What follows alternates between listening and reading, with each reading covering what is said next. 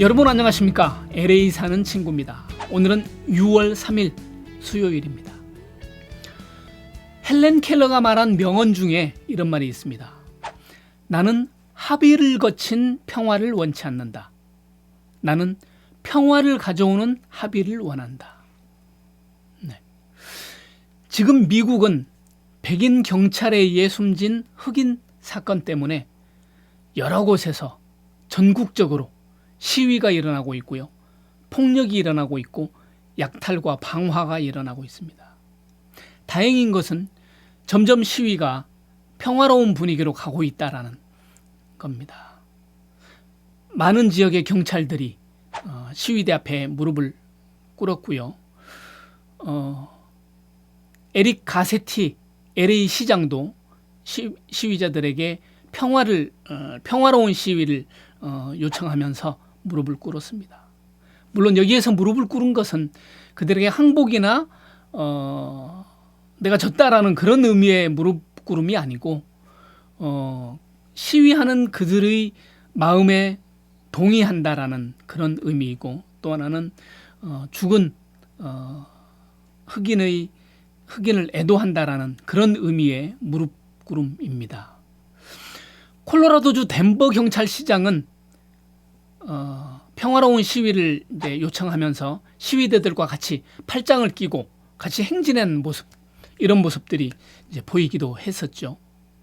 이렇게 어제 제가 잠깐 말씀드린 것처럼 평화는 힘에 의해서 유지되는 것이 아니라 이해에 의해서 이루어진다라는 생각을 가지고 합의를 거친 평화가 아니라 평화를 가져오는 합의가 이루어지기를 소원해 봅니다.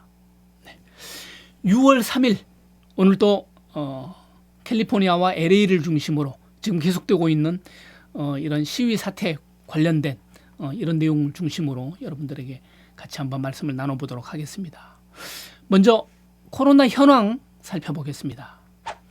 코로나는 세계적으로 655만 1000명이 확진을 받았고요. 사망은 38만 6천 명. 미국은 확진자가 189만 9천 명, 사망은 10만 9천 명. 하루 사이에 2만 1000명이 확진 판정을 받았고요. 1134명이 코로나로 인해 사망했습니다. 드디어 다시 1000명을 또 올라섰네요. 시위 중에라도, 많은 군중 속이라도 우리는 코로나를 계속 염두에 두고 조심해야 할 것입니다. 자, 뉴욕은 확진자가 38만 2833명, 사망자는 30만 151명.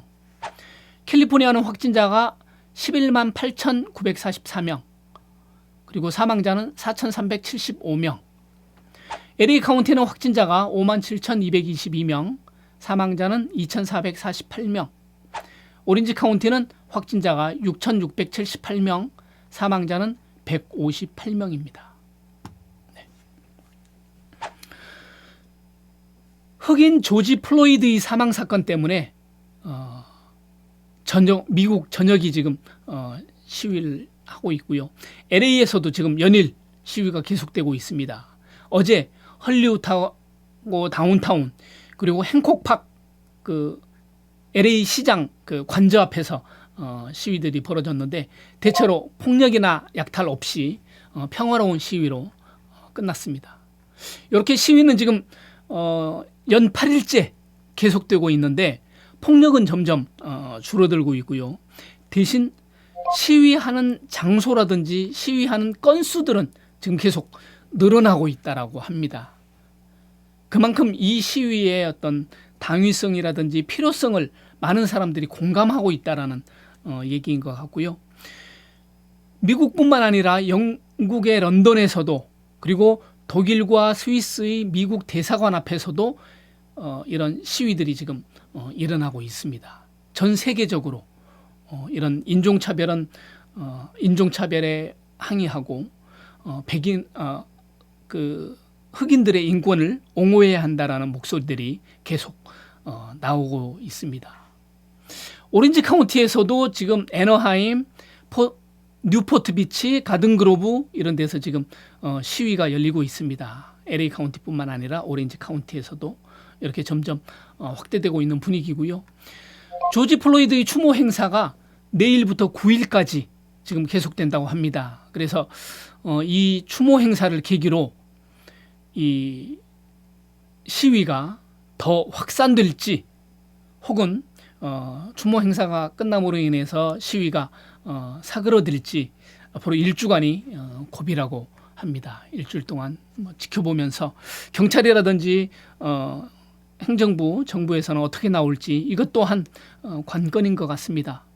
말씀드린 대로 힘으로 나올 때는 역시 같이 힘으로 부딪히는 거 아니겠습니까? 평화로 나오면 평화로 같이 대응할 것 같고요. 어쨌든 근데 지금 분위기는 상당히 좋게 가는 것 같습니다. 그래서 지금 오늘 같은 경우도 LA시와 LA 카운티에서는 통행금지를 발령을 했지만 그 시간이 밤 9시부터 내일 아침 5시까지로 많이 줄어들었습니다. 그동안은 저녁 6시 혹은 저녁 5시 환할 때부터 시작해서 아침 6시까지 이렇게 통행금지를 했는데 이제는 밤 9시부터 통행금지니까 굉장히 많이 시민들에게 자율권을 준 것이고 그만큼 시위나 이런 것들이 좀 평화로워졌다라는 증거 아니겠나 이런 생각이 듭니다. 토렌스 같은 경우는 저녁 8시부터 새벽 5시까지 통행금지를 발령한다고 이렇게 말하고 있습니다. 자, 미국 전역에서 지금 8일 동안 계속 시위가 이루어지고 있는 가운데 각 주마다 한인업소들이 피해를 많이 보고 봤다라는 그런 소식들이 지금 전해지고 있습니다. 미네소타주 미니애폴리스, 즉 이번 사건이 일어났던 그 지역이죠. 그 지역의 한인업소 10여 곳에서 이제 방화와 약탈 피해를 입었는데요. 주로 뷰티 서플라이 업체에서 지금 많이 피해를 당하는 것 같습니다. 그중에 세 업체에서는 방화를 당해서 완전히 가게가 불에 타버리는 이런 정도까지 아주 심하게 됐고요. 대부분 이제 약탈범들은 망치를 가지고 문을 깨고 들어온다든지 망치 가지고 깨기가 역부족일 경우에는 주변에 있는 소화기를 가지고 와서 깨는 경우가 있고 더러는 이제 총을 가지고 그 제어하는 사람들이라든지 주변의 사람들한테 위협하고 총을 쏘기도 하고 이렇게 해서 한인업주들은 속수무책으로 어쩔 수 없이 그냥 당하고 있는 수밖에 없다. 이렇게 얘기합니다. 필라델피아도 뉴욕이나 LA처럼 그렇게 많지는 않지만 그래도 7만여 명의 한인들이 살고 있어서 꽤 많은 한인들이 살고 있는데 그곳에서 50여 한인 업체들이 지금 피해를 당했다고 하는데요. 이곳에서도 역시 뷰티 서플라이 업체가 많이 피해를 당했고 휴대전화 업소라든지 약국이라든지 이런 곳에서 피해를 당했는데 어느 업체에서는 트럭을 약탈하는 친구들이 트럭을 대놓고 박스채 물건을 실어가는 그런 대담한 약탈이 있었다고 그럽니다. 그래서 필라델피아에서도 주방위군이 이제 배치가 됐는데 그래서 다소 이제 잠잠해지나 했는데 주방위군은 대체로 다운타운 중심으로 이제 배치가 되잖아요. 그러다 보니까 다운타운에서 좀 멀리 있는 좀 떨어져 있는 한인 업소들은 치안의 사각지대에 놓일 수밖에 없다고 합니다. 그중에 어떤 한인이 주인인 큰 타운에서는 4-5시간 동안 그렇게 약탈 행위가 벌어지고 있고 유리창을 깨고 물건을 가져가고 그 옆집도 당하고 그 옆집도 당하고 이런 상황인데 경찰한테 신고를 했는데도 경찰이 오지를 않았다고 그러네요. 네. 지금 필라델피아도 통행금지가 있지만 여전히 그 약탈범들은 통행금지를 무시한 채 그렇게 약탈을 하고 있어서 많이 우려가 되는 상황입니다. 그래서 지금은 나무 판자를 가려서 지금 막고는 있지만 언제 이 사람들이 다시 또 올지 염려스러운 분위기고요. 그렇다고 특별히 약탈범들이 한인업소만을 이렇게 골라가면서 약탈하는 건 아닌 것 같습니다. 이들이 주로 많이 다니는 주로 이제 흑인들이 많이 다니는 그 상가라든지 몰이라든지 이런 쪽들이 지금 피해를 많이 당하고 있다고 합니다. 시카고에서도 뭐 다르지 않고요. 시카고에서도 군중 시위와 더불어서 같이 또 약탈하는 사람들이 그렇게 많이 있는데 역시 망치와 해머까지 가지고 와서 매장 안에 있는 물건들을 뭐 훔쳐가고 하는데 신문 보도에 난 거를 보면 한 매장은 완전 말 그대로 쑥대밭이 됐습니다. 매장 안에 뭐 진열대도 있고 뭐도 있고 이럴 텐데 완전히 폐허가 됐습니다. 마치 그 철거하려고 하는 그 매장처럼 그렇게 되는 그런 상황까지 이렇게 보이는데요. LA 한인타운에서도 7곳 정도가 이번에 피해를 봤다고 합니다. 그래서 대부분 한인타운이나 이쪽은 지금 가름막으로 보호하고는 있는데 여전히 우리는 주시해야겠고요. 시위하는 사람들 이외에 약탈하는 그 사람들을 대비해서도 조심해야 될 것 같습니다. 네. 사회가 이렇게 불안하고 시위 상태가 또 소요 사태가 계속되고 이러다 보니까 총기 판매가 급증했다는 소식입니다. 어떻게 보면 또 뭐 상황이 이해되기는 하지만 그래도 총기라는 것에 우리는 또 주목하지 않을 수 없습니다. 지난 한 달 동안 총기 판매된 것을 보면 작년에 비해서 80% 정도가 총기가 더 많이 팔렸다고 합니다.